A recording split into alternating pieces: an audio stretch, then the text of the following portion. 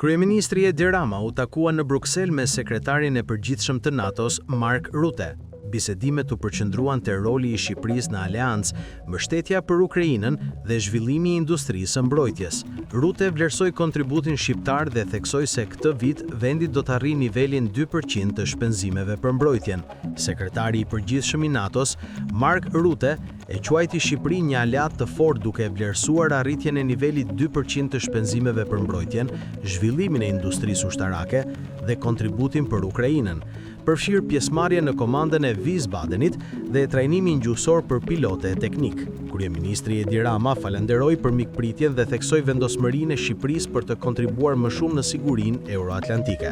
Ai nënvizoi synimin për rilindjen e industrisë ushtarake dhe përmendi si projekt strategjik ndërtimin e portit të ri ushtarak në Porto Romano në bashkëpunim me NATO-n. Rama kërkoi gjithashtu që Shqipëria të përfitojë nga programi SAFE i BE-s për sigurinë.